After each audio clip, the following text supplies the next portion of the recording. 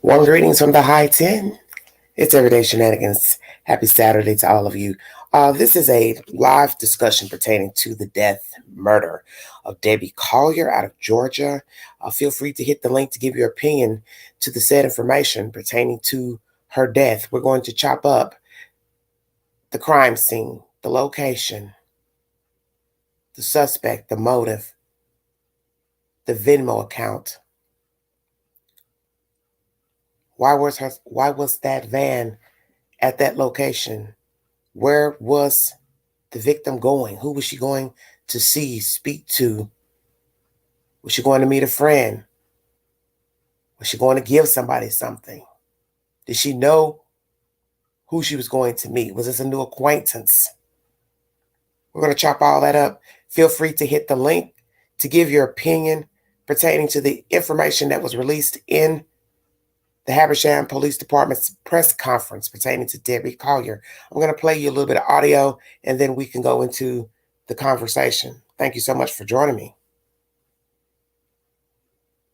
Details tonight in the investigation of an Athens mom who disappeared and was then found dead near Tallulah Falls. Investigators today saying there is no evidence that this was a random attack. They are calling her death deliberate and personal. 11 Alive's Kiris Belger has the latest from the Habersham County Sheriff.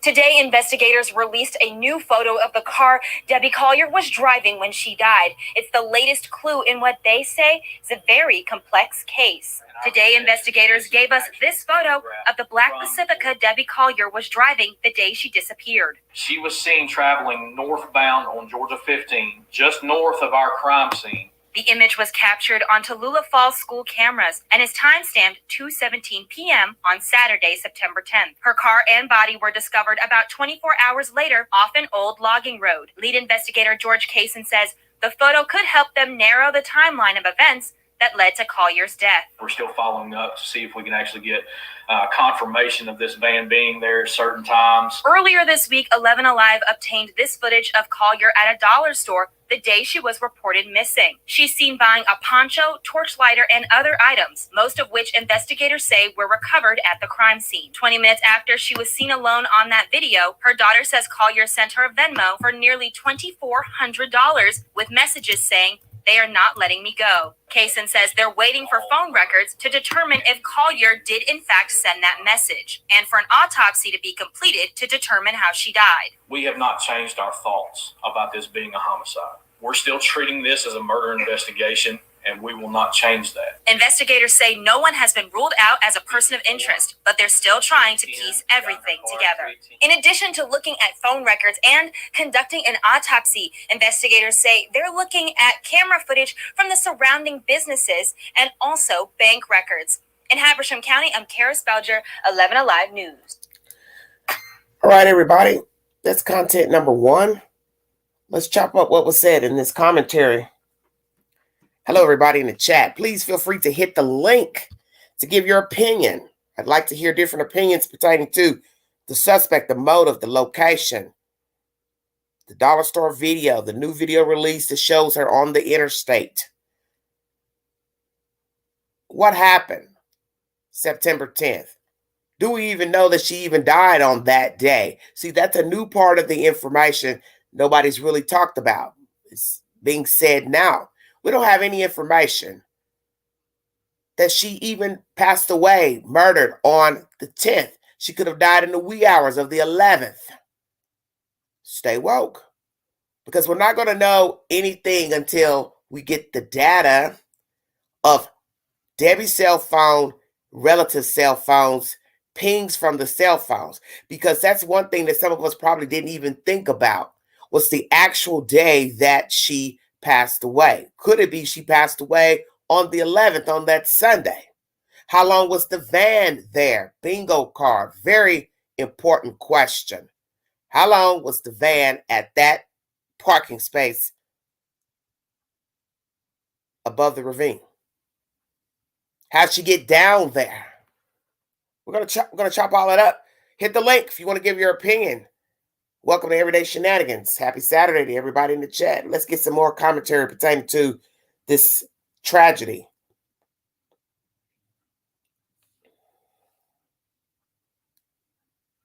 You just heard them say this is personal, deliberate. I agree. I do believe the murder of Debbie Collier is personal, was personal. But why? Why would someone want this middle-aged woman deceased? What did she do to somebody to kill her in the middle of nowhere? We'll chop it up. 11 Alive was the first source I brought to you pertaining to her car being seen. Information about the crime scene. It's very strange.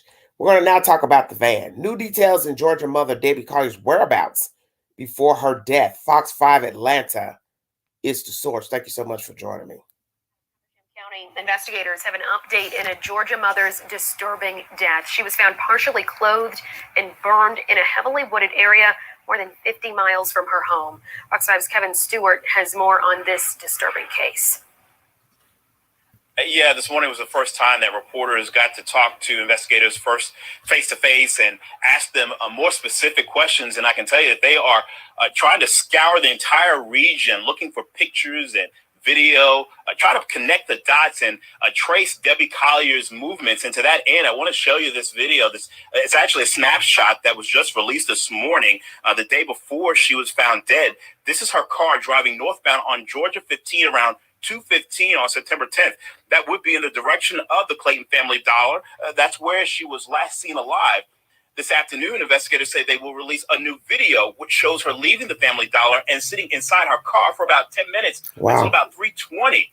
Keep in mind, it was about that time Collier's daughter said she received money from Collier through Venmo and a note saying, quote, "They are not going to let me go. Love you." It was at 3:19.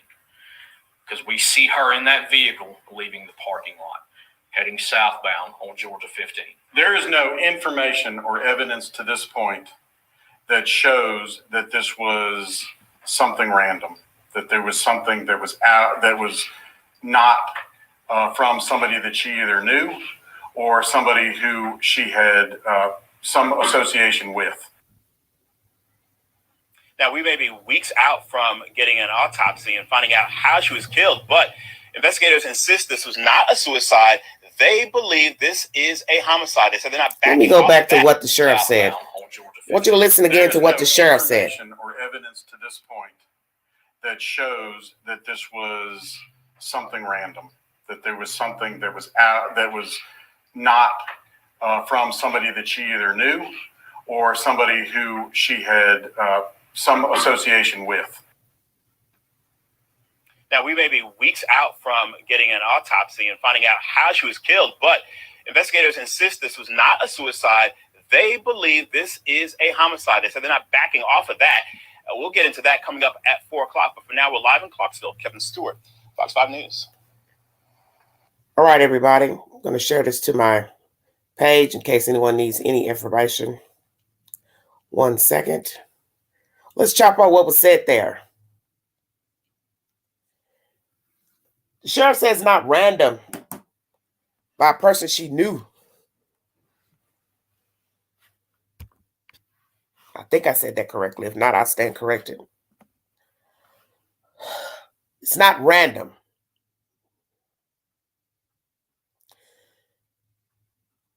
So what are you all saying? It's not random. Not random by somebody she met, not random by somebody she knew. But when I think of random, I think of stranger, a stranger.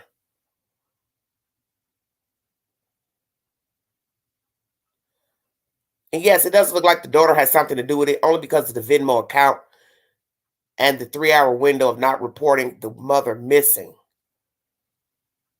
But I told myself, scratch the daughter off the list, which is kind of hard because of the Venmo account.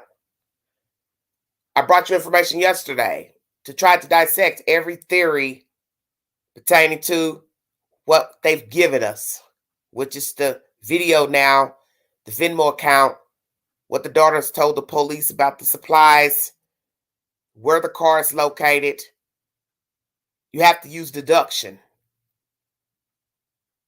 So if I scratch the daughter being involved, that leaves what the police is telling me it ain't, which is random. No kidnapping, no abduction, no random person. So there's not anything left. Because if I cut the daughter and I want to go say she met somebody that she knew and they did this to her, that would say personal. So which is it? See, the reason why I know it wasn't somebody random, such as like a carjacker, kidnapper, robbery attempt, robbery, is because of where the car is. Because if I'm to believe that somebody just wanted to steal the car for whatever purpose, they would still possibly have the car and or dump it somewhere. And when you dump something somewhere, such as a vehicle, you have to have a way back out of there. So that means you have to now go tell somebody that you've committed a crime. Stay woke now. You've committed a crime, stole a car, and hey, I want you to follow me out here while I dump this car off. But Habersham Sheriff is saying no, it ain't random. So it ain't no dumping of no car by a random person for a carjack robbery. So we have to scratch that off. I don't know. I don't know about any policies. I don't know anything about these people. There's one theory I'm going to bring out that I have not mentioned on my live stream since talking about Miss Collier, because I came in 2 weeks late on the story. Could it be a hit that was exacted against this lady? What if we're talking about one of the family members is behind her death, but they are the orchestrator, not the murderer? Could we be talking about somebody hired someone to follow her and hurt her? Is that what we're talking about? The husband didn't do it. Her children didn't do it. A random person / person she knew of didn't do it. They didn't do the actual killing, but somebody hired her. Hired someone to kill her. Is that what we're talking about? Because you have to ask yourself about everything that they've released pertaining to the story. The location, the motive, the Venmo account, the Family Dollar store, the location of the van, the fact she's found downward, which means she went down the hill. So I'm going to go out on a limb and say this about the victim and the crime scene. Did the killer walk her to her death? Bingo card. Stay woke. Did the killer walk her down to the ravine? Because we have to ask ourselves now, how far down is the ravine, the tree, from the top of the hill? How many feet are we talking? It has been said on court TV that her feet should be checked. Exactly. Because it was raining. The plot thickens. You see, the rain can wash away evidence. You know, it's a nightmare for the forensic team and detectives. But to some degree, it's the icing on the cake. Because you see, the fact that it was raining, you're going to see extra footprints of the killer. Bingo card. Bingo card. So let's go there. Come on, Queen, bring it to him. Let's say the killer walked her to her death and they tried to burn her, do this, do that, beat her, strangle her, shoot her, whichsoever. She's grabbing onto this tree, possibly suffering, trying to pull herself up after they've left her down there. And that's why her hand was holding on to the tree, or her hand grabbed on it when she went downhill. So we don't even know how she got down there. We don't know if she was pulled down there, dragged down there, carried down there, or walked to her death. Made her lay on the ground. She's crying, hollering, screaming. Somehow she reaches up for this branch, maybe after suffering from her attack, wounds, whatever. That's how her hand held on to the tree. But when you see where the tree is uprooted and the evidence is around that, that shows you had to be a ways down from the road because of how big the tree stump is. And if you're near a ravine, then that means you got to be on a flat part of the surface.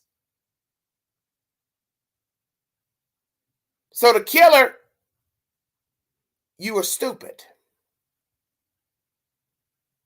You see, really, you've gave the detectives more ammunition to find out who you are. I want everybody to listen to what I'm saying now. Because when it rains and you walk outside in mud, you leave a blueprint. Amen.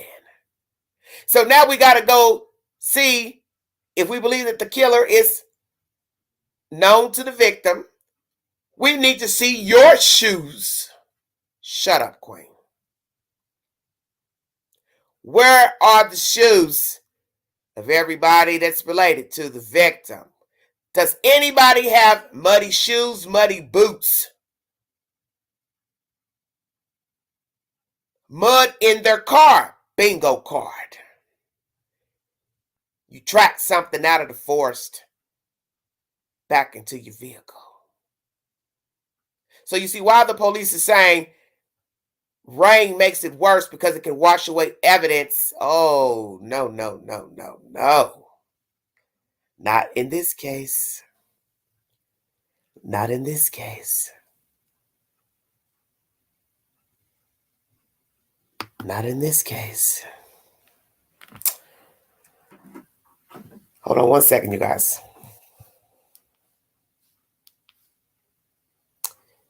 Please hit the link. Join us. Give me your opinion.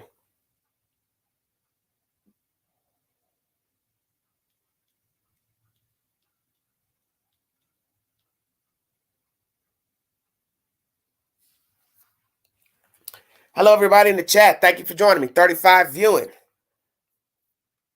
It was raining that day when they found the van.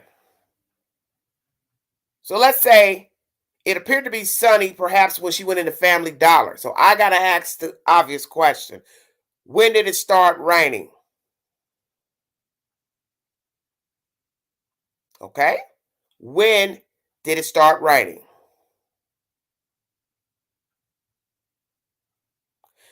Did it rain after she came out of the store? Later in the day, Saturday or Sunday? Because the rain is going to be very pivotal if indeed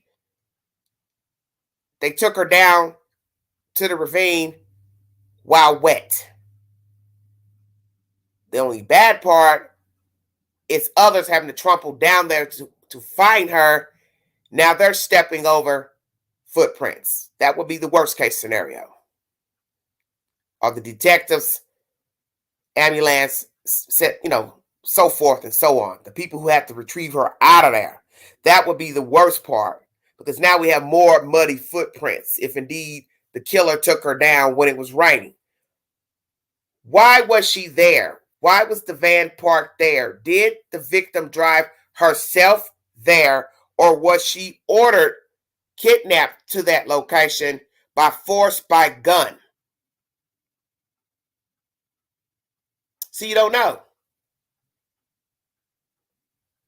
This is a very weird case, because the scenarios are endless of how the van got there. Was she followed out of Family Dollar? Was somebody already in her van? Did somebody hide in the back seat of her van or back in the back compartment of the van? How was the van made where you could hide yourself back there? Was she followed there? Is it somebody that she knows up in that area that she met? How did the van get from Family Dollar to the force?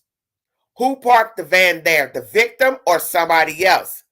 Did somebody jump in her car and order her there? But if they say it's not random, then I can't go with the kidnap and the attempt carjacking situation.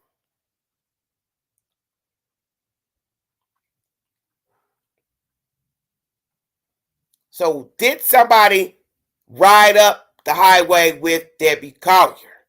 What will the video show outside of Family Dollar, because they're about to release that video, if they have not done so today, of her pulling out. And when you go into this video that I just showed you, please go to my community board, you will see it is a big parking lot. It's a shopping center where the Family Dollar was. So therefore, anybody could have lied in wait to follow her. They could have been parked at any angle watching the victim.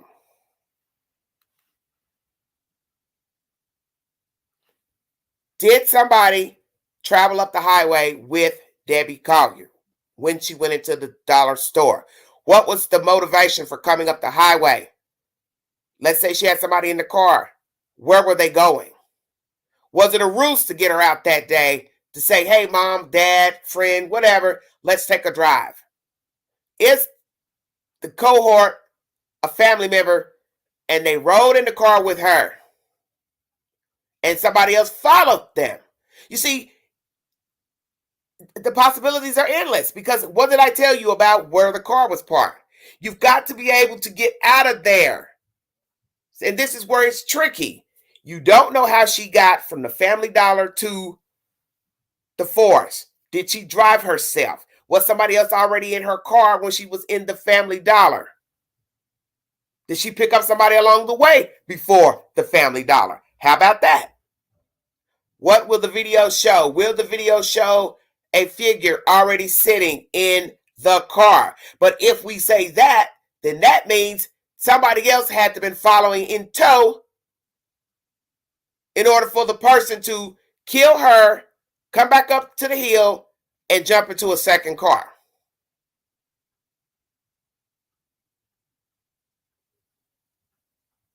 What are we saying? All the stuff thrown out at the scene. Why? I'm repeating everything I repeated yesterday, best I can. Why are you throwing out the stuff she bought? What relevance is it? Once again, if I carjacked her, I'd just be taking the car, riding it around. I have no need to throw the stuff out because I'm just riding around in your car. I'm only going to take something that's valuable out if it's of use to me. Something I can sell. The purse is in evidence. Her phone is in evidence. Is everything in her purse, was it left intact when the police got to the scene? Are all her credit cards intact? Will we find out that her accounts have been compromised, such as credit cards, other Cash App cards? Has somebody taken those cards and spent money on them? Where is her jewelry? Did she wear jewelry? Wedding ring, bracelets, necklaces, ear studs, anklets. Those are the questions nobody asked during that press conference, but the Queen will ask, because I don't leave a stone unturned. I'm here to make you think, because sometimes what you think is the truth is not, such as the daughter seems guilty. We're going to say it because of the Venmo account. But what if it's happenstance? She just sent her the money, but somebody else is the doer. Was this a hit on Debbie Collier's life?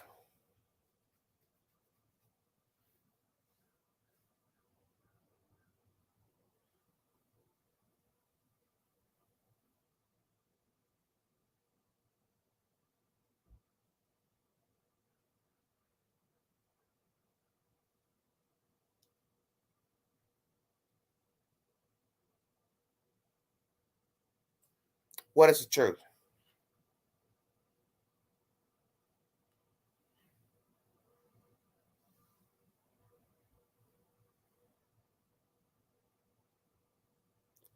The red tote was put on the camera. Obviously, you all aren't paying attention. If you need to go back and watch the video, please do. The black bag was around her person. She had a crossover bag.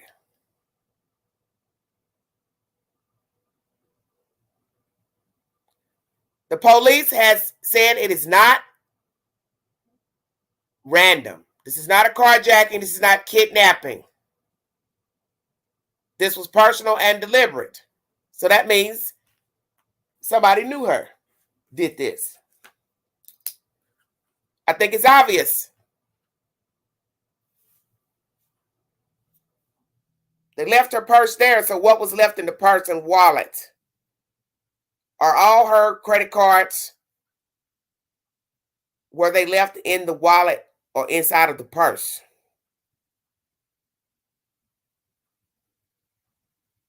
You see, this is what people don't understand. Obviously, the police already have seen what they need to see at the crime scene. See, we're not there, so we can't say what this is, why this is. They saw what they needed to see for them to say it was deliberate, it was personal, because you don't know what they seen. You don't know what they saw in the car. They saw the victim. They saw how the victim looked. We didn't. You don't know what they've concluded in the questions they've asked the family members. You don't know what else somebody called in and told. So you don't know that. If they say it's personal and deliberate, that means they saw something to tell them that it was. I'm not here to argue nothing that the LE has said, because that's their job.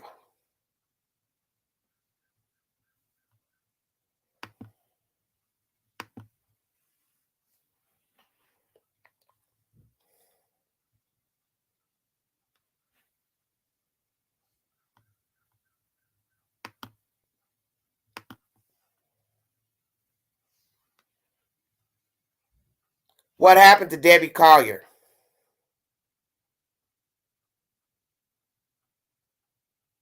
This is a very bizarre case.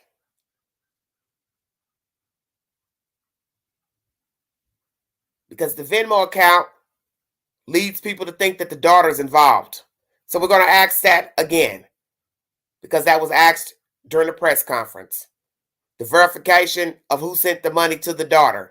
They're still checking all devices, because you can send money through various ways, iPads, computers, phones, so long as the app is on those devices.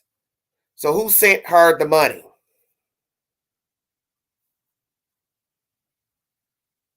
Why was the money sent? Why was the money asked for? What was the money supposed to be for? Bingo card. Is all the money spent? What was the money spent on? What answers will we get pertaining to the money? It will be a very sad and pathetic situation if we find out that the daughter orchestrated this murder of her own mother. Let's just hypothesize for a second. Why would you want your mother dead? What reason would you have to kill your mother? But as they say about criminals, they don't need a reason, because what they do and what you do is two different things.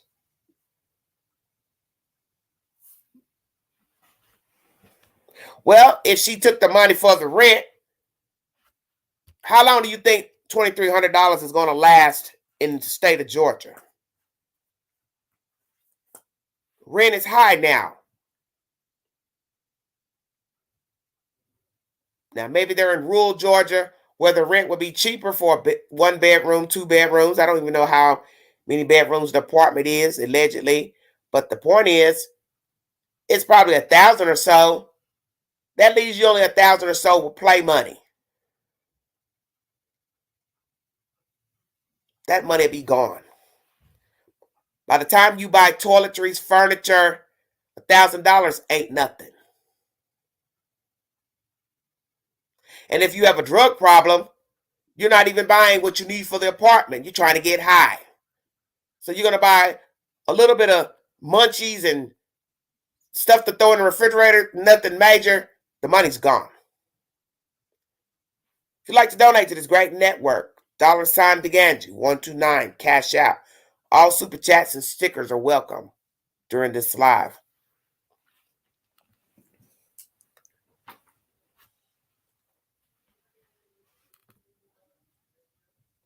How do you know she was demanding money from her mother? What evidence do you have to that?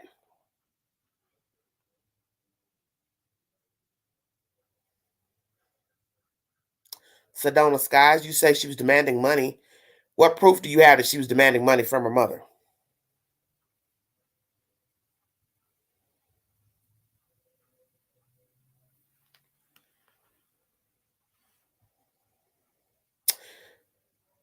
She never told the stepdad about the transfer. Well, give me the proof.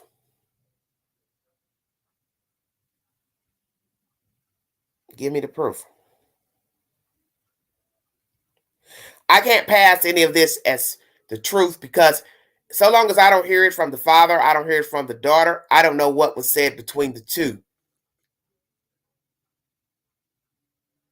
All I know is the daughter and the boyfriend have spoken out saying they're not involved.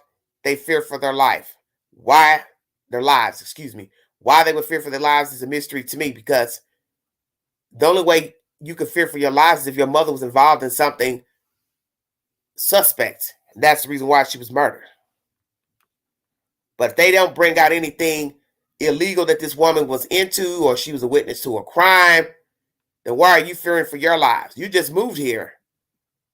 And the mother got killed an hour and 30 minutes out of the way. So what are you trying to say? You didn't do it, so the killer's going to come, what, find you too? So if the husband ain't fearing for his life, why are you fearing for your lives? That's strange, a strange comment. But I would tell you that people who have something to do with something, they don't know how to talk because they tell on themselves. And perhaps this girl has something to do with it. And she's telling on herself. And when you tell the public you fear for your safety, you got to tell them why you fear for your safety. Because the first thing a person's going to say is, okay, well, if it's an unknown killer, they don't know you. And you want us to believe they're going to travel all the way down the highway to come kill you for what reason? But they already said it's not random. So there isn't a stalker, serial killer, rapist out here pertaining to Debbie Collier. So what's the point in you fearing for your safety?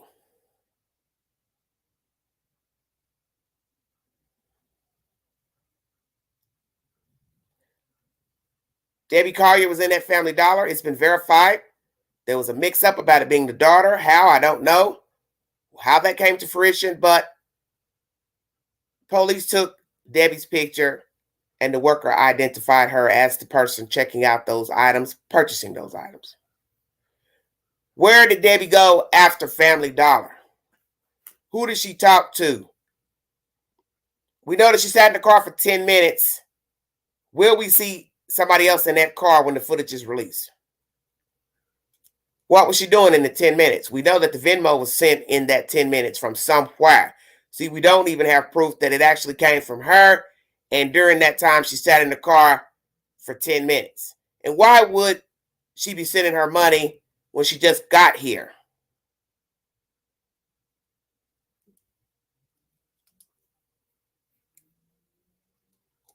I could just give you the money when I see you. Stay woke now. If it's for an apartment.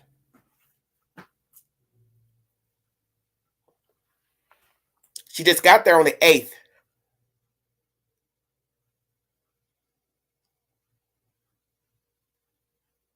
Which was a Thursday. The husband last sees the wife Friday night, the 9th. The mother goes up the highway on the 10th, on Saturday. And then her car isn't discovered until after 12 p.m. on Sunday, the 11th. Interesting. So let's talk about the husband. When you got up that morning on the 10th, was your wife awake? Did you go knock on her bedroom door?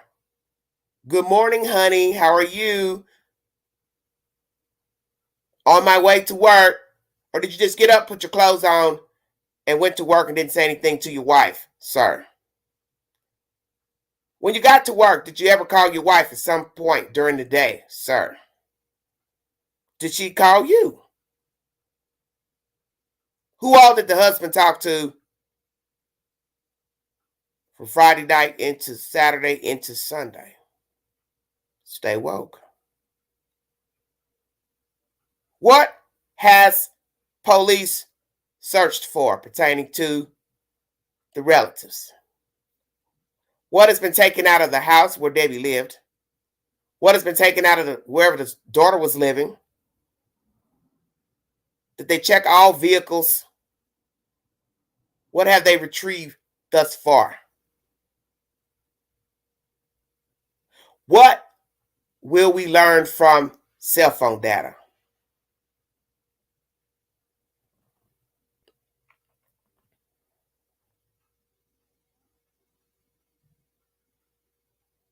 How many phones have been confiscated? How many devices, such as computers, iPads, laptops, have been confiscated? Do these relatives have alternate cell phones?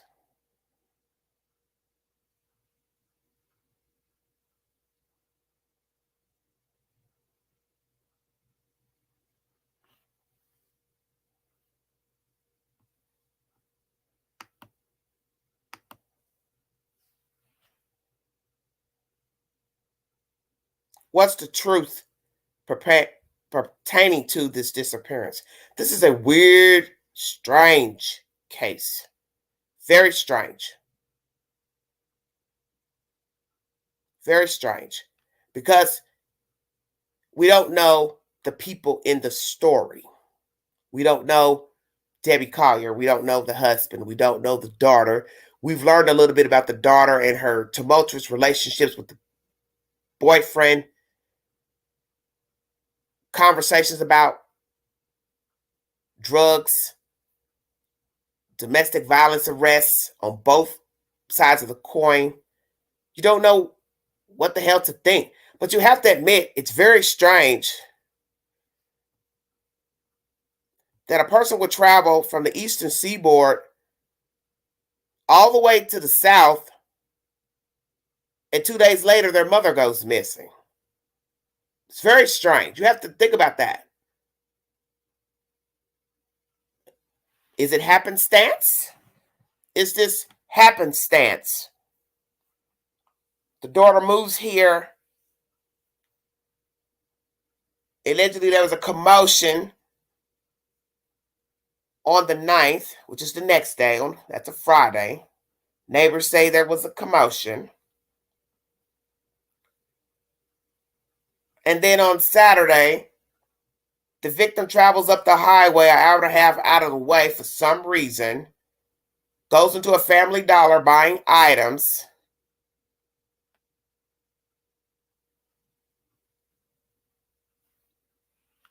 That were actually discarded with her. Make it make sense. It's almost as if the items, as I said, were intended to help with the murder of Debbie Collier.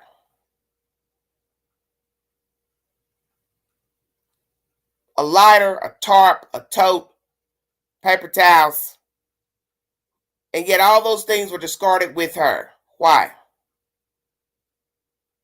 Because as I said, if it's the person that's close to her, they're not going to bring those items back. Why would they? Because they know Family Dollar has surveillance, and it will show that the mother bought those items. And if you're lying about where you were on the 10th, you will be a fool to take those items back with you. Because allegedly you weren't supposed to be up there. The reporters asked about an alternate purse. And the detective let him know, I don't know anything about a purse left at the house. All I know is she had a black bag on her in the video, and that purse was at the scene, and we now have that in evidence. They also have the victim's phone. What will the phone show? Who was the last person she called and or talked to or retrieved a phone call? Regular way, messenger, what? Text message, what? Who was the last person Debbie Collier talked to? Was she on the phone with somebody while in the car for 10 minutes? Bingo card. Did she call somebody or somebody called her? Which is it? Very strange information. Thank you all so much for joining me. Hope you all are well out there.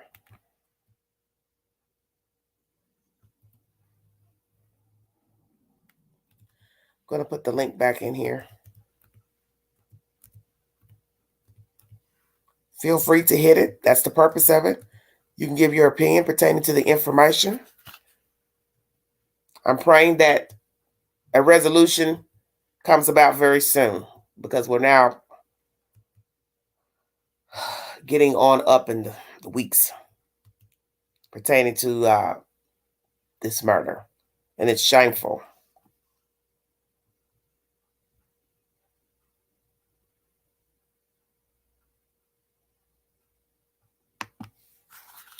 $46 viewing. Thank you so much for your time. You have something you'd like to say pertaining to the death of this woman, which is deemed a murder by the Habersham County Sheriff's Department. Please hit the link. I don't know. Today I was thinking about this crime, trying to put it together, to close my eyes and try to contemplate everything that's been revealed, such as why she was where she was. Did she go to see somebody? Did she take somebody with her? Did somebody follow her there? Was somebody supposed to meet her up there from Athens? How did she get to be up there in that area? Who did she talk to while she was up there? Also, police have asked the general public, if you saw her that day, please contact them. If you talked to her that day, you passed her, contact the police department, Habersham County Sheriff's Office.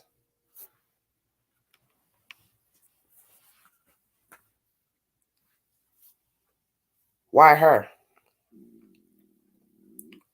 What did this lady do to you that you felt the need to harm her? What is the manner of death? How was she murdered? Strangled? Beat up? Shot? All of the above. Are we talking about one killer or two? Is this a hit? Did somebody pay somebody to follow her up there? Was it a ruse to get her up there? Are we talking about an outsider up here near her that killed her up in that area? She met somebody online, was having an affair, new friend, old friend, classmate. What are we saying?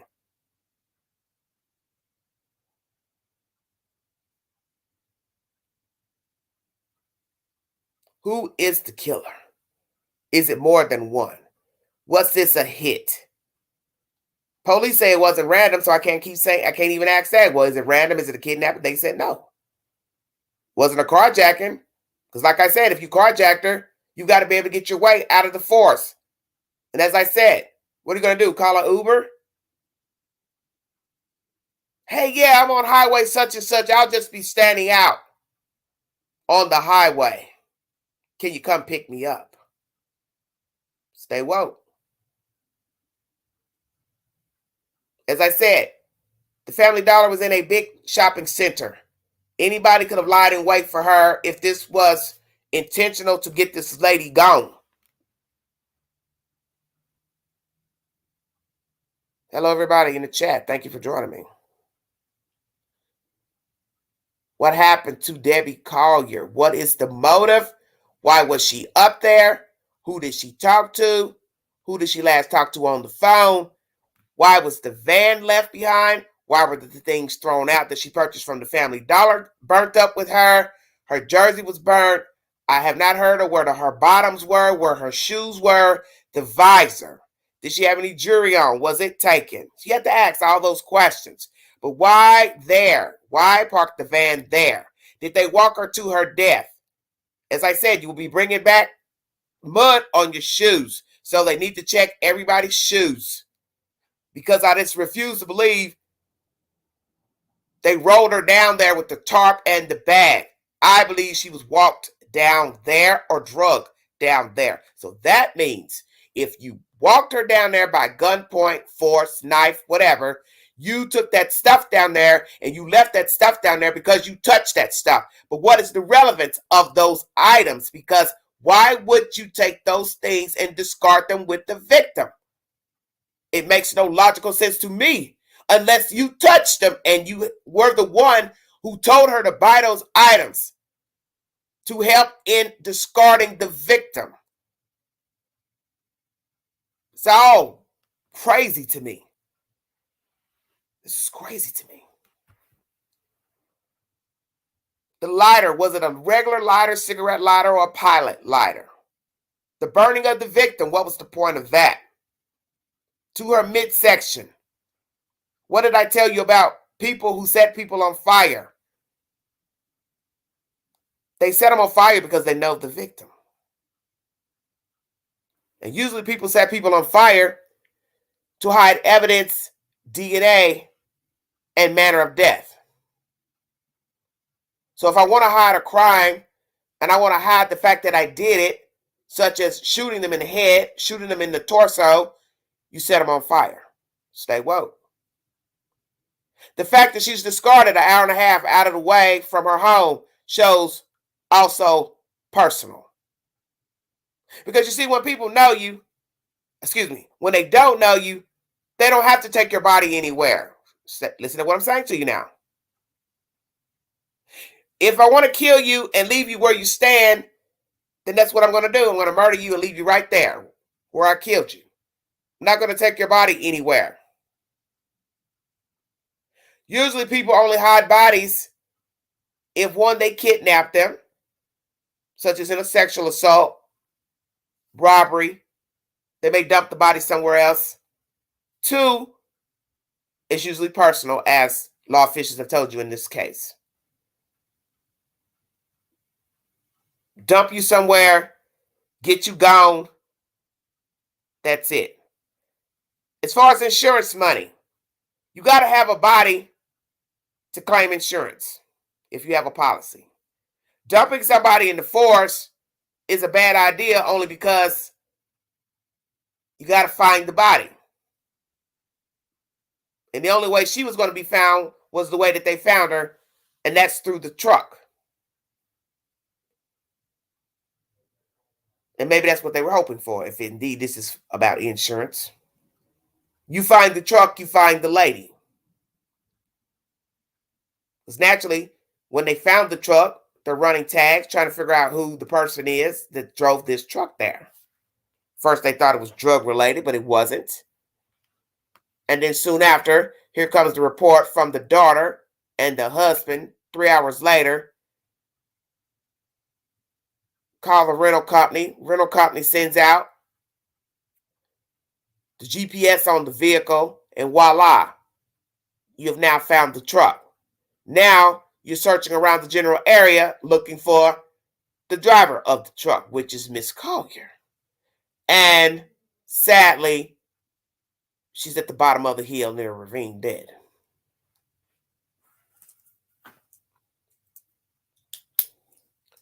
Who killed Debbie Collier? Why did they kill Debbie Collier? Is this a 1-person, 2-person, 3-person party? What are we talking about? What is the motive for the murder?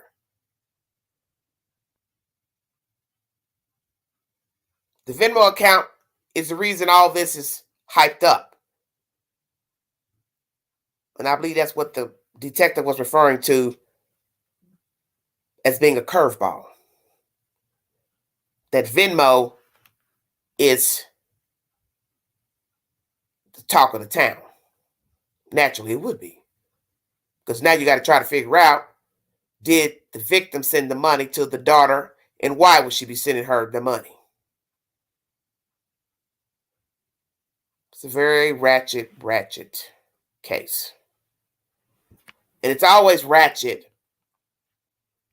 when you hear negative things about a person's life, the people they were dealing with, the people they were married to, the people they were dating, the people that were in their life, the people they were friends with, worked with, scenarios they got themselves caught up in. That's what makes a case ratchet. And the fact that her daughter has negative history with law enforcement and domestic violence, it leads one to believe, also narcotics, it would lead one to think that possibly the daughter is behind it. We would have never even suspected the daughter had it not been any mention of the Venmo account. Let's just keep it real.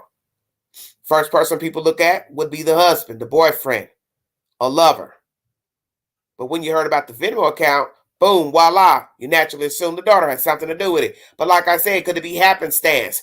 She just so happened to be sending the daughter money that day. She goes missing. But it's somebody else that knows her. Another acquaintance. Not her daughter, not her husband, but she was dealing with somebody else. It just so happened she was out, getting ready to go meet this certain person, let's say. The daughter asked for the money. They had already agreed that she was going to give her some money. She got the money, and then the mother went on her way up the highway to her death. Is that what we're saying? So what are our options? Police says it's deliberate and personal. So that leaves somebody that knew her, perhaps. Daughter, boyfriend, husband, and somebody she's been talking to. Lover, new friend, new acquaintance.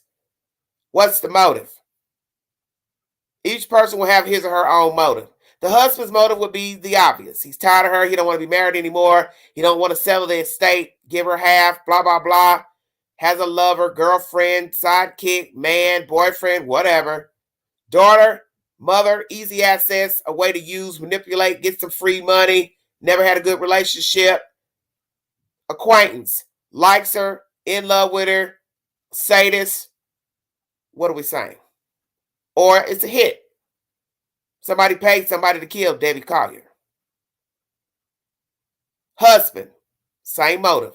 Didn't want to be bothered. Didn't want a wife no more. Didn't want to settle estate. Didn't want her to get half of his belongings. Didn't want to be sued for alimony. Daughter, same thing. Hired somebody, got somebody to kill her mom. Because she's a menace. She's a bum. I don't know.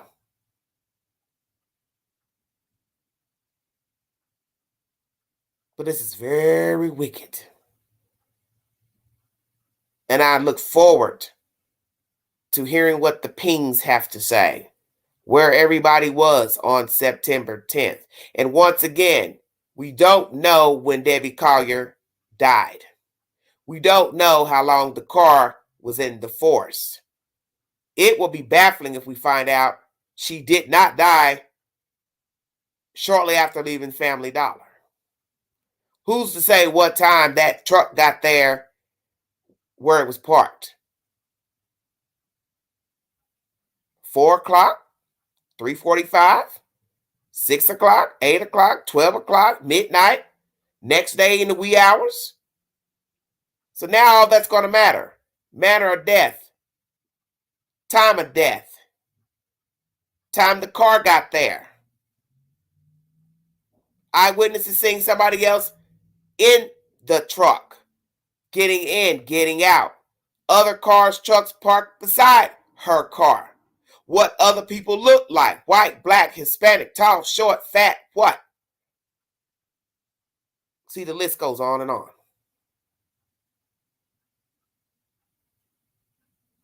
How many people are involved in the murder of Debbie Collier?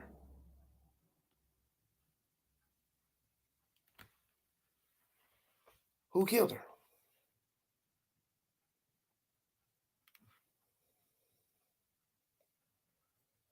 Well, Tina, we will see what's the truth.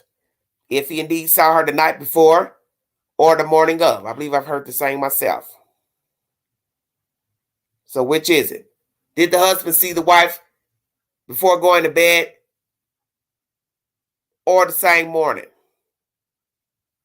Maybe he talked to her at 9 o'clock that night, saw her, but then the next morning maybe he just went on straight to work and didn't say anything. Is that the norm for the two? So you have to ask all those questions. What type of relationship did these people really have? Did they talk? Did they smooch? Did they caress? Did they have sex? What? separate bedrooms because he's probably got, sleeping problems, if that's the truth. So you don't even know if that's the truth or not. Because I don't have to tell you the truth. That's what people got to remember about true crime. You only know the version that's been spun to you. That's why I always tell people to stop getting upset at the information. You can't get upset at what other people tell the police.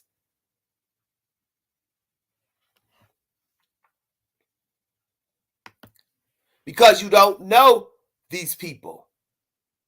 And when you're lying, you're going to give different versions. Yeah, I saw her last night. Yeah, I saw her in the morning. Well, he could have seen her last night and in that morning. But he didn't see her after the morning. See, we don't know. Because we don't know these people, we don't know the dynamics between the two. Let's talk about the neighbors. Can somebody firmly tell us what they heard the night before? Do they recognize all voices arguing? He said, she said. Who was arguing? Whose voice was the loudest? The mother, the husband, a daughter, another family member? Could this be another family member that hurt her? Nobody thought about that. Evil sister, evil brother.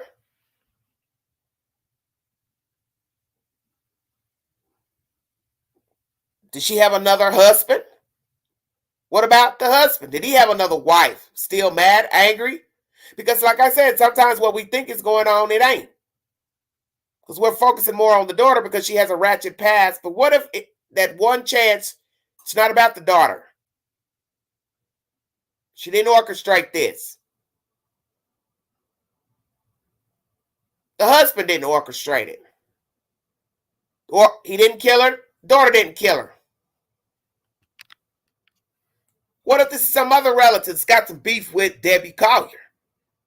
What if this is somebody that works with her? A neighbor, as I said, an acquaintance, somebody she just met. Maybe she has some hanky-panky going on the side. Side piece. Maybe she met somebody on a date site. She wasn't happy, unfulfilled. See, you have to ask those questions because it's always that small chance that what something appears to be, it ain't. And we've seen that in a lot of true crime cases, such as a woman has a lot of male friends. She's found murdered in her apartment, her house, but they don't know who killed her because she knew so many damn men. And each man says, oh, yeah, by the way, I stopped at her house last night. Then they talk to John. Oh, yeah, I stopped at her house last night. So who did it? Guy one, guy two, what? You don't know till you trace the evidence. Who saw somebody coming and going out of the house? So if an eyewitness says, I saw two different men going to her house that day, now you've got to try to chop it up. You got to do DNA. You got to scrape fingernails. You got to do a rape kit or a kit to see if she had sex with somebody, forcible sex. See, it goes on and on because you don't know. So let's go there. Was she sexually assaulted? Since she was partially naked. Allegedly. Did somebody have their way with the victim? Or did somebody pull her clothes off to make it look like she was sexually assaulted? That leads somebody to believe you planned this death of Debbie Collier, as officials have said. That's why I told you, you don't know what they know and what they've seen. And if you've been doing this for years, you already know the ropes. You know homicide versus suicide.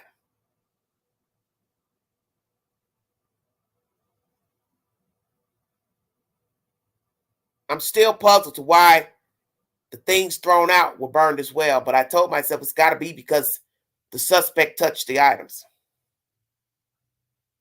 Yes, the police did a great job at the press conference. Yes, they did. I think they did a wonderful job. Very thorough information. They gave what they could give, the best they could at that time. But that's why I told you, you don't know what's been seen. You don't know what they've gathered. You don't know what they've been told. You don't know how many people have called to give tips. And some of those tips could be actually viable tips, but they can't tell all that because they don't want the suspects to know that they're onto them. And certain tips that they release might procure who the killer is. So they can't tell us. But they probably have a general idea of who has killed Debbie Collier. And we've learned that from many cases. When the police spoke, they sounded as if they had no idea what was going on, but we later found out they already knew. They already had an idea of who the killers are. Their warrants secured the information. Well, Tina, you have to always remember, the police can only tell us so much, and then there are also times when they don't know anything, and they're actually telling the truth. Sometimes you just don't have all the information when it comes to death. And that's the whole point of it. I killed you because I didn't want you around. I tried my best not to leave anything for you to gather, as so you don't find out who I am. Because some crimes are pre-planned. And the killer goes to great lengths as not to be detected, as not to be apprehended. 51 viewing, thank you for your time. The link is in the chat. If you'd like to hit the link and come up and give your opinion pertaining to the death, the murder of Debbie Collier, the evidence, the Venmo account, the suspects, the motive, the location of the van, location of the victim, what was left behind with the victim, the reasoning for going up to that location. Was that the intended location, or that's where the killer took her or had her meet them? See, we don't know. But I know one thing. However Debbie got to be at that ravine, the truck parked up top of the hill, somebody was there with her. Either they forced her there, drove her truck there, was trailed by somebody else. It was all elaborate. Deliberate and personal, as officials said. And what's going to be scary is if we find out it's more than one person involved.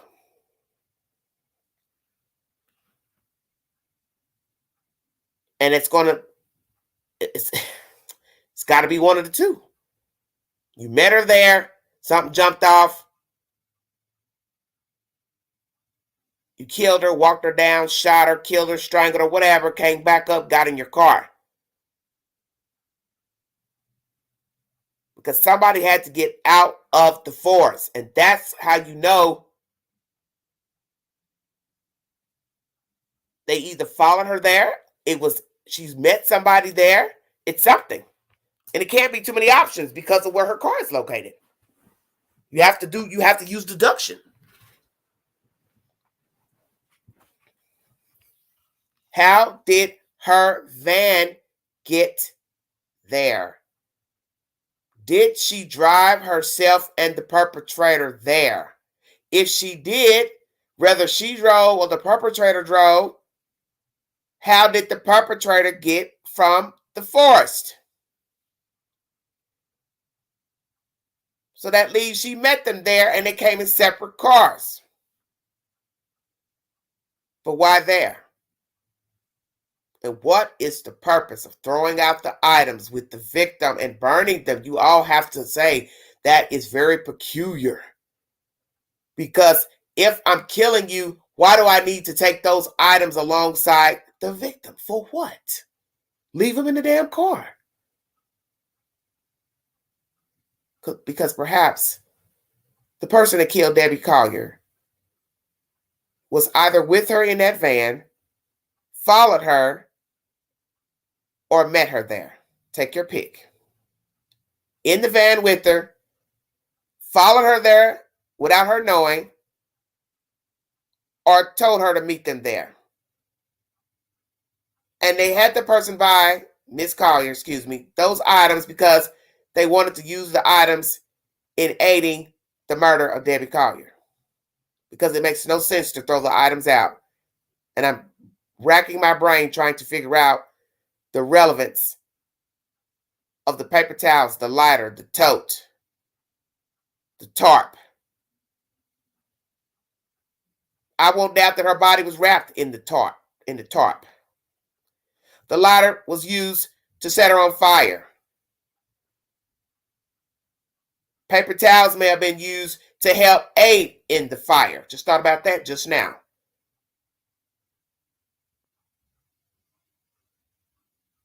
So if the daughter asked the mother to buy cleaning supplies, let's just say she did, where are they?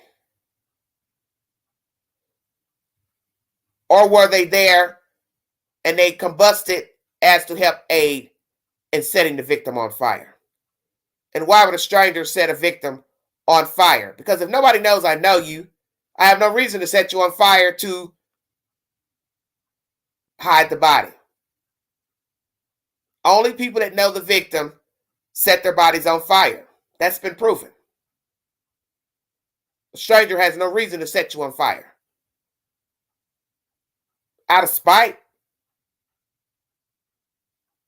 But usually when they murder you, they go on about their business. Discarding a victim out of nowhere. Usually it's from somebody that knows the victim. That's been proven as well. And setting the body on fire is to hide all evidentiary, fibers, DNA, manner of death, and the ID of a body, which is usually personal.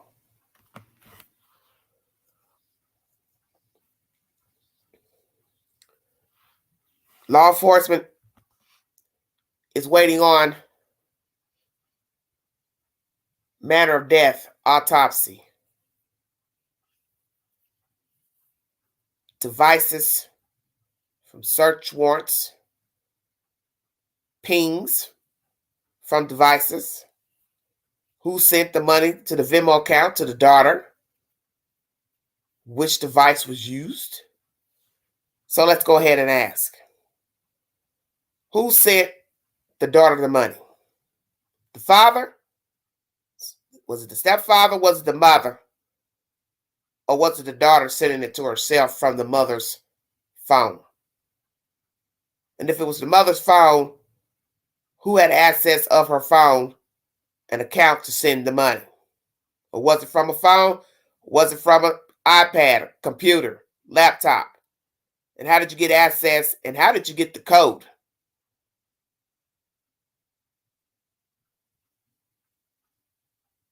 I don't know why I'm saying code. I'm thinking of something else. I guess I'm thinking about bank accounts.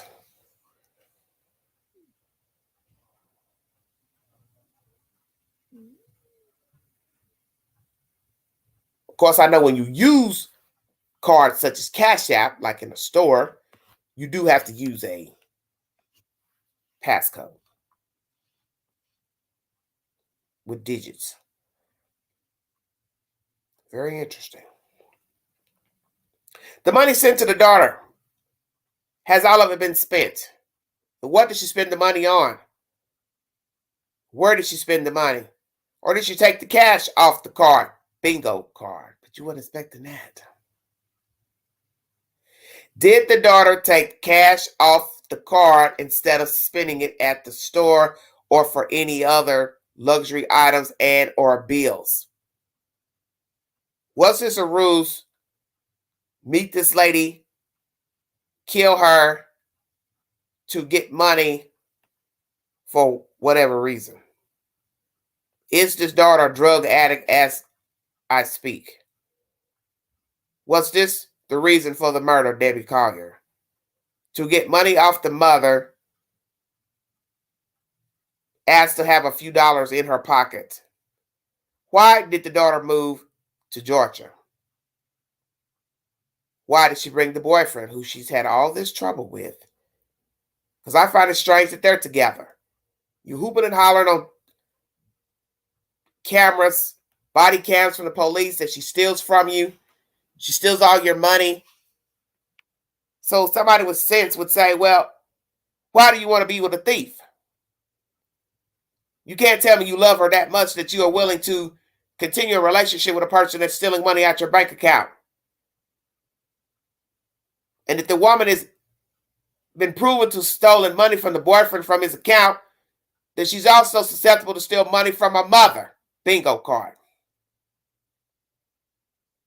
Thief's a thief. Rogue's a rogue.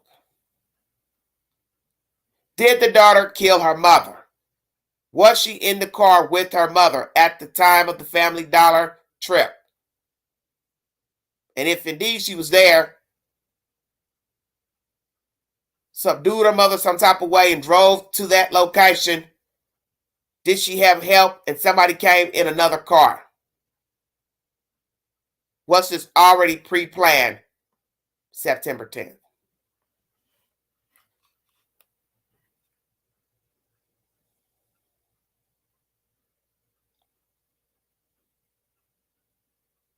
I'm going to say something else while I'm sitting here thinking to myself about this case, because my head just goes in circles. What if we find out, as I said, Debbie Collier was alive all day, September 10th?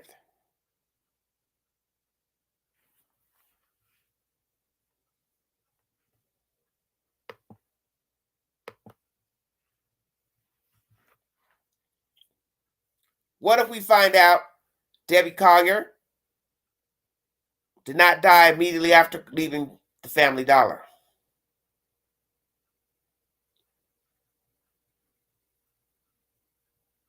What if she was alive up until evening, dark 30, midnight, the wee hours?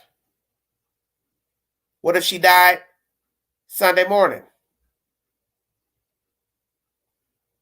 That's why we have to wait on the autopsy to see the manner of death and the time of death. All that's going to be pivotal to what happened on that Saturday after leaving the Family Dollar. The last visual so far that she was alive. What if we get footage that she was alive longer than 3:20 p.m.? Could it be she was alive most of the evening? Could it be that the daughter lied? I don't know. See, we don't know anything. What if indeed she put out a missing persons report at 6:01 p.m., but the mother was still alive? Bingo card. See, we don't even know if the lady was even dead while the daughter was calling the phone, or when she put in the report 3 hours later. Could it be that this woman turned her phone off?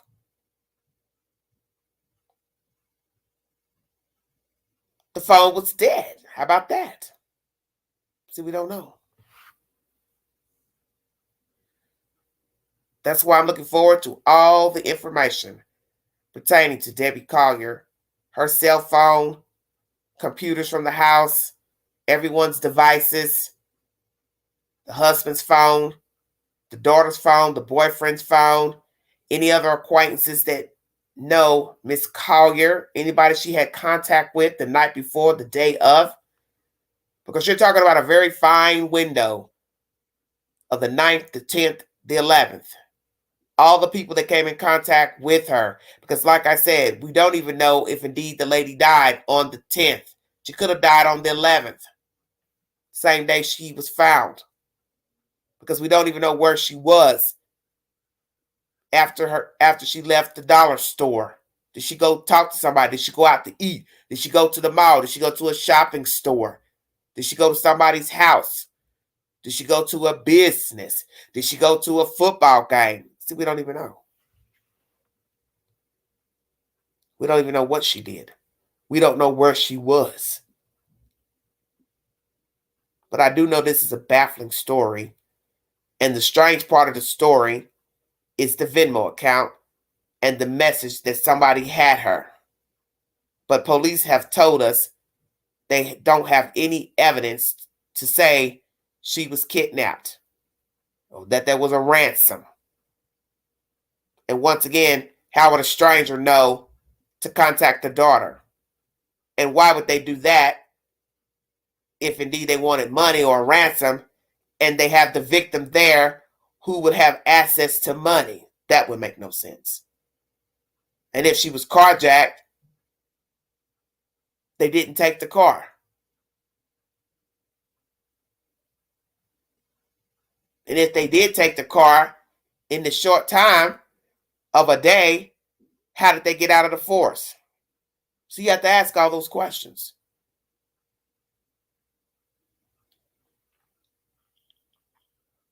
I've brought you the motive. Scorned husband. Husband tired of a wife. Paid somebody to do it. Got in cahoots with the daughter to do it. The daughter's evil, drug infested, wanted money from the mother. Had a boyfriend, ate her. The mother met somebody that she's known, been talking to on the internet, friend, whatever. They hurt her, harmed her. And it's just happenstance, she sent money to the daughter that day. Or the daughter did it, hired somebody to do it, or she did it along with the boyfriend and hacked the mother's account and sent the money to herself. Or indeed, the mother just sent her the money because they had an agreement for her to send the money. Hello, Nubian. How are you? Thank you for joining me. Thanks for the sticker, dear. What is the truth about the Venmo account? Did the mother send it to her? Was that the agreed amount? Or was this a hacked account and the daughter stole the money from the mother?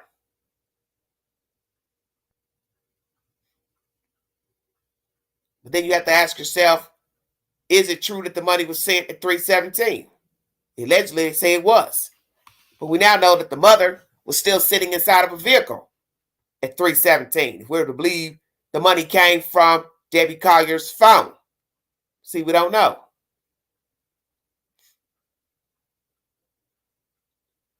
And as they say, you can access an account, an app from any device.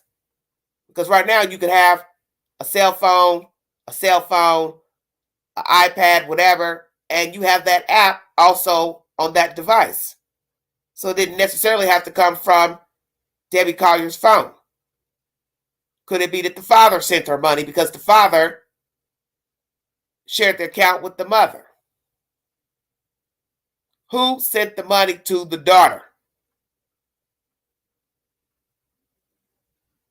Or did the daughter steal the money from the mother's account and stepdad's account? What will the stepfather have to say about the Venmo account? Will he say he noticed the money coming out? He okayed it? He sent it? Or will he say that the wife sent it? Or will he say neither of us sent it? How about that? What will the stepfather have to say about the Venmo account? Yay or nay? Where's the money? Is all the money still on the account? What's been spent from the account? Was all the money taken off the card and transferred into cash? If so, what did she do with the cash? Where is the cash? So you don't know anything. And I don't listen to all that he said, she said stuff because it doesn't mean anything to me. If I can't get it verified by the police, it's nothing to me. It's hearsay. I need a receipt of who sent the money, where the money went, if the money was transferred into cash, where did the cash go, what was all bought. I want verification of the credit cards out of the woman's purse. If indeed she has credit cards, accounts, Kohl's, Belt, Dillard's, Profits, whatever the stores are, Walmart, Home Depot, Lowe's. How many accounts did she have? How many cards did she have? Have those accounts been compromised in any way? Who compromised them if they did? How many times? Did she have cash on her? Bingo card. Was that money missing from her wallet? Did she take cash money up the highway September 10th? If so, is the money still in her purse in the evidence locker at the police department? Jewelry. Did she wear jewelry? Is all of that in evidence?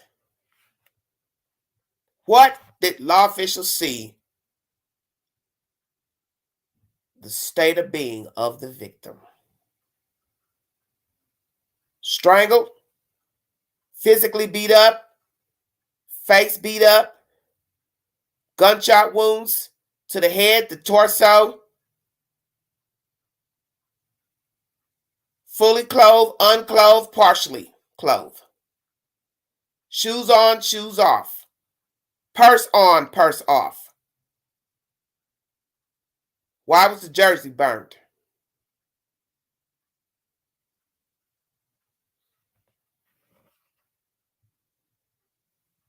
Did they take the clothes off to burn her? Or tried to set her afire with the clothes on?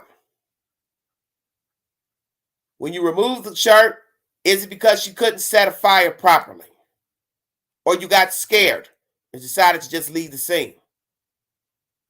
And what did you take away from the scene? Such as leaves, foliage, mud. And how many people are involved? And how many people were down there at the ravine with Debbie Collier? Dragged down there, or you walked her to her death? She held onto a tree. Is that from being pushed down, rolled down, dragged down? She was trying to hold on? Or she tried to pull herself up after being assaulted, burned, shot, strangled, beat up, and she died holding on to the tree? Which is it?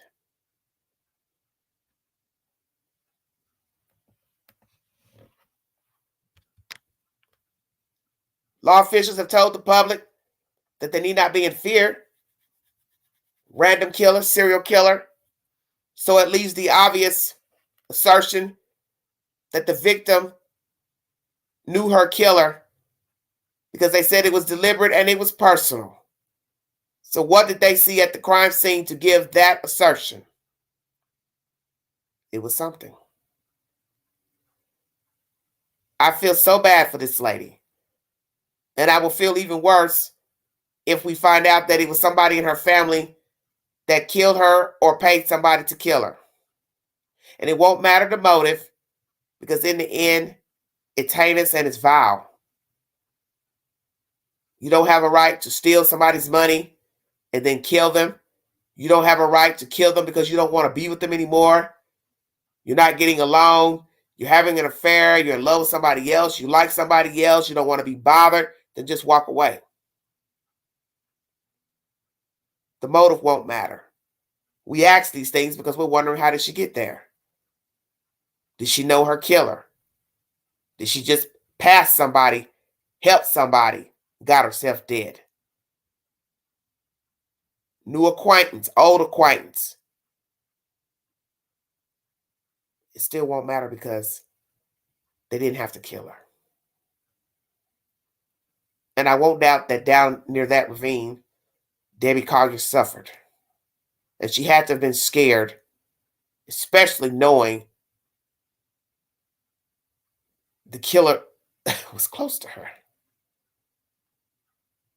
And you can't imagine begging for your life from somebody that you know. And maybe they don't mind showing their face because they know you're never going to see it again. And you won't be able to tell the story. Somebody out there knows what happened to Debbie Collier. And I think they know that law enforcement already knows who they are and or will find out who they are. And they are scared shitless. Because they know the bang is on its way. Because, as they say with true crime, 50 ways to kill a person, 100 ways to get caught.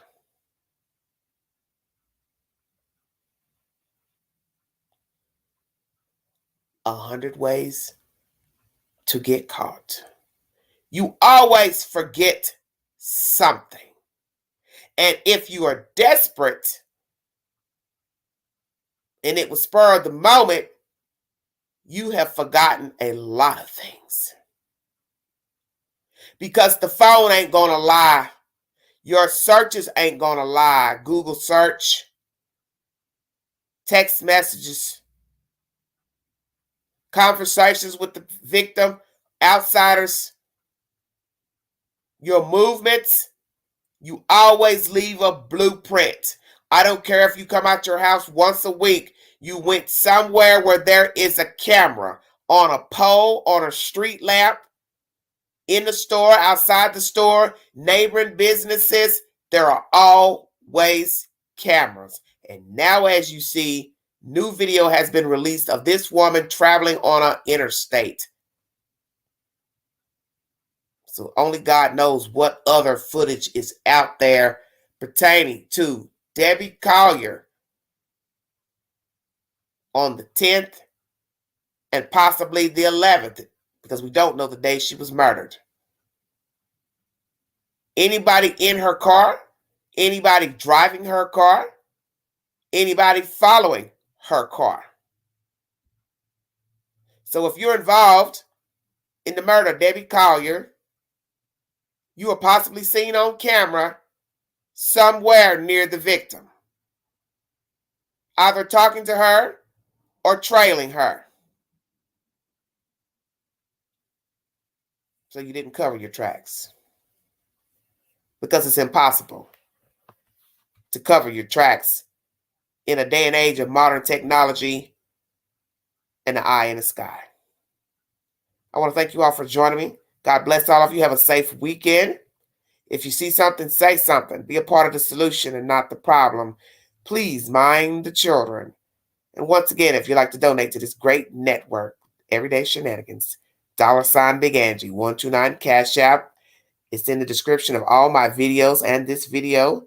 Anything you need to know about this case, any updates, I have posted it to my community page. Please take the polls that I put up yesterday pertaining to true crime. Drop your comments below, like, share, and subscribe. And please feel free to comment on this video to give me your assertion of what you think happened to Debbie Collier, who you think is involved, the motive, the Venmo account. Was it sent from Debbie Collier to her daughter, or was her account compromised by the daughter, the husband, the boyfriend? How about that? And that's another person that I didn't really talk a lot about. It's the boyfriend. What is his role in all of this mess? Is he a culprit alongside the daughter, or they're not involved? The husband's not involved. Somebody that she met along the way. Is that what we're saying? Like somebody, dated somebody, interested in somebody, met them, something jumped off, and it just so happens she sent money to her daughter, which has no relevance to the case. That's going to be the ultimate question that seals up this case. Is the Venmo account relevant to the death of Debbie Collier? Thank you so much for joining me. This is Everyday Shenanigans.